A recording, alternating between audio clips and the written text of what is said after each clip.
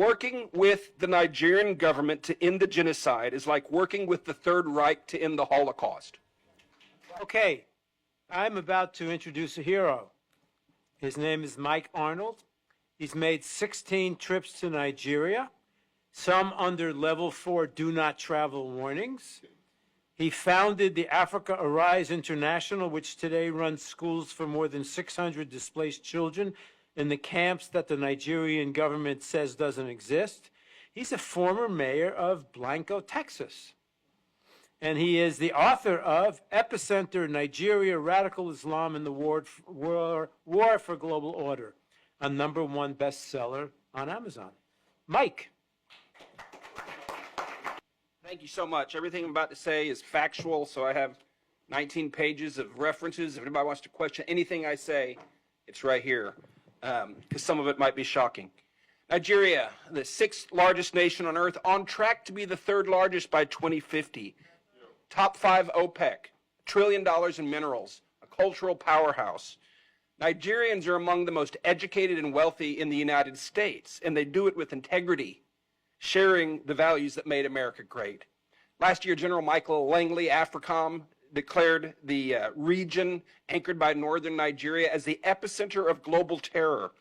ISIS, Al-Qaeda, others call it home. Their stated ambition, full Sharia across Nigeria, and then a global jihad launch pad. The recent Old Dominion shooter was radicalized in Nigeria. Two scenarios. America's greatest African ally, innovative, peaceful, and prosperous, or the greatest security threat of the next generation, a Sharia exporting giant. A little bit of history. In 1804, Usman Dan Fodio waged a jihad and founded the Sokoto Caliphate, Africa's largest pre-colonial empire. Beheading, raping, destruction, displacement, 2 million slaves at its peak. This caliphate has never ended. That's North Nigeria. The British found 2 worlds, brutal Sharia North and vibrant, friendly South. They kept the caliphate intact as enforcers, indirect rule they called it, then merged the two in 1914. The South declared independence in 1967, Biafra. The civil war that followed, the British backed the North, which blockaded the South, shot down Red Cross planes. Up to 3 million, mostly children, starved to death. The South fell in 1970. Since then, power has stayed in the North by design, the caliphate. The current constitution, imposed by northern military dictator, mentions Sharia in Islamic terms 165 times. Christianity, 0. At least $9 billion a year in blood minerals are looted mainly by China, paying jihadis and corrupting military and political officials. It was President Goodluck Jonathan in his living room that leaned in and informed me about that. I know a lot of people there. I've been there a lot. Most of this is firsthand. Some key people that have been involved in this. Barack Obama unleashed the current genocide. In 2010, my first trip, Nigeria had an accidental Christian president, Goodluck Jonathan. Booming economy, only nation on earth where radical Islam was being pushed back. No slaughter, hardly any displaced people, just from random stuff. Northern warlord challenged Muhammadu Buhari, publicly called for Sharia law across Nigeria and globally. Boko Haram chose him to mediate with the government. Tinubu helped get him in office, the current president. David Axelrod was his campaign advisor. Obama blocked U.S. counterterrorism support to Jonathan, blocked other nations from helping. Jihadists flooded in from North Africa, villages massacred, millions displaced, raped, enslaved, kidnapped, churches burned. Buhari ran on ending the insecurity. It only got worse. Another person, the Sultan of Sokoto. He's like Pope and King to 108 million Muslims. Dan Fodio's 20th generation successor. He was a Nigerian general deployed to Pakistan and Afghanistan during the war on terror when we captured Nigerian fighters alongside Al-Qaeda and the Taliban. He returned and assumed the throne in 2006, and international terror tactics and organizations appeared soon after. He has never decreed an end to the killing or mineral looting in his domain, but he's called social media a terror organization. In 2025, he publicly supported the push for Sharia in traditionally Christian southern states. President Bola Tinubu, if that's his real name. In 1993, he forfeited $460,000 to a federal court in Chicago and fled the United States. That was proceeds from a heroin trafficking ring, which, by the way, heroin funds 37% of jihad around the world. He has appointed a man to rewrite the national curriculum whose defining credential is the book, The Islamization of Knowledge, which explicitly calls for intellectual jihad to oust Western education from nursery schools up to universities. This is academic Boko Haram by definition. And this is the guy that Tinubu put in charge of the curriculum of 50 million African Nigerian children. His new defense chief called the terrorists prodigal sons who deserve rehabilitation. That's the defense chief. NSA Nuhu Ribadu personally called me on October 5th to be Nigeria's Jane Fonda. It is documented he armed Miyeti Allah, the Fulani militia chaired by the Sultan and named in HR 7457 for potential FDO organization. He has publicly called the terrorists brothers. Mossad Bulus, Trump's senior advisor for Africa and the Middle East, holds multiple citizenships, including Nigerian, lived in Lagos for decades. He parrots verbatim talking points of terror-linked northern imams. He is CEO of his family company, which currently profits from multi-billion-dollar no-bid contracts issued by the Tinubu administration, issued to his business partner. He sells the heavy equipment to build the no-bid billion-dollar, $13 billion in projects. This is Trump's senior advisor. He's also Tiffany Trump's father-in-law. Examples of ongoing failures and impunity. Ngoche, Borno State, wiped out in the Goza massacre of 2014. The government recently assured refugees in Cameroon it was safe for them to return, paid them to return. Within weeks, on March 3rd, Boko Haram slaughtered dozens, more than 300 abducted into slavery, including the wife and daughter of a friend of mine. The military was largely AWOL. The attacks continue there.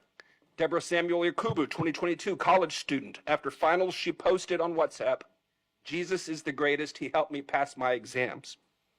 The next day on campus, as professors and police watched, she was beaten, stoned, tires heaped on her, and burned alive, while students filmed selfies in front of the flames celebrating.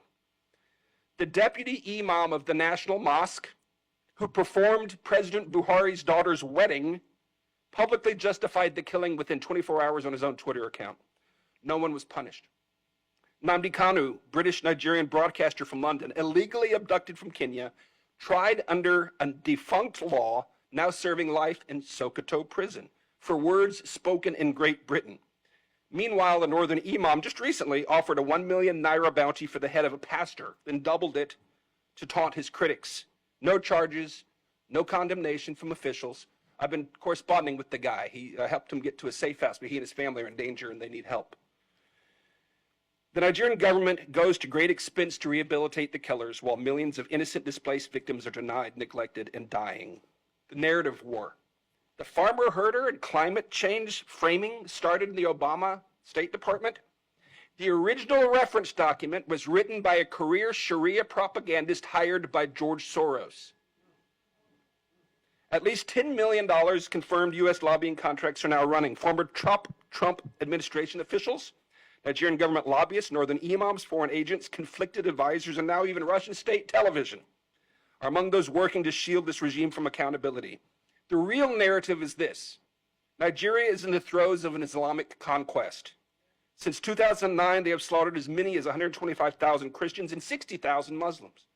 This is not simply a religious freedom issue. This is national and global security. The emergency: as many as 10 to 12 million, mostly youth, are now displaced. 50 to 60% chance of radicalization by 2030 without intervention. Most are denied by the government, who call them beggars and criminals. Without intervention, this could yield 5 to 6 million more jihadists over the next 5 to 6 years. Intervention is not hard. The international community has the money and the mandate to help if the displaced are simply recognized. In 2015, the UNHCR documented multiple displacement camps in Abuja. Today, they deny those camps exist. I have run schools in those same camps since 2020. They do exist.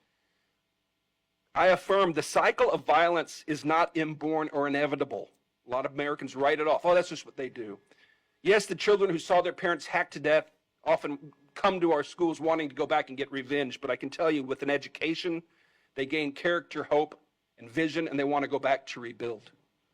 What must happen? Nigeria has long been strangled by radical Islamists, predatory extraction, globalist meddling, and institutional corruption. Working with the Nigerian government to end the genocide is like working with the Third Reich to end the Holocaust.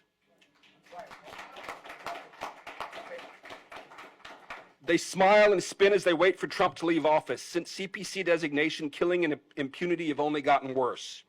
Sanctions will not work. Visa bans will not work. They're ideologues, and they'll just pivot east.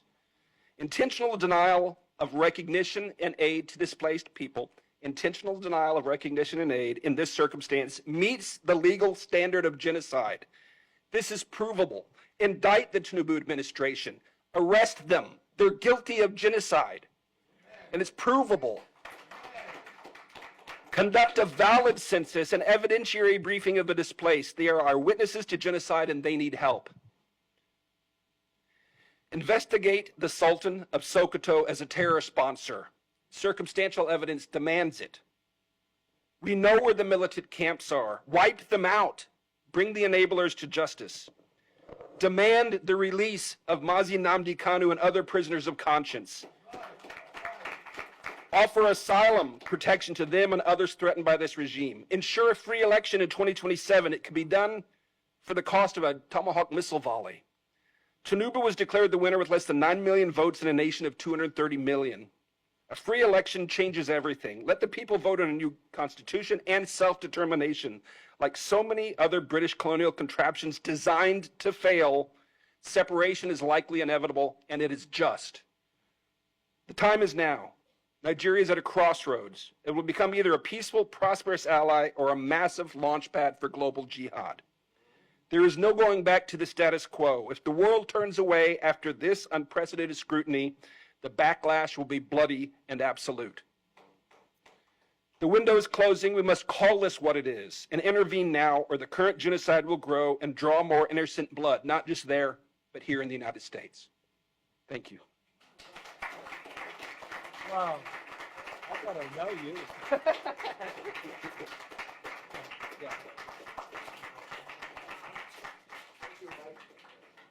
Mike, thank you.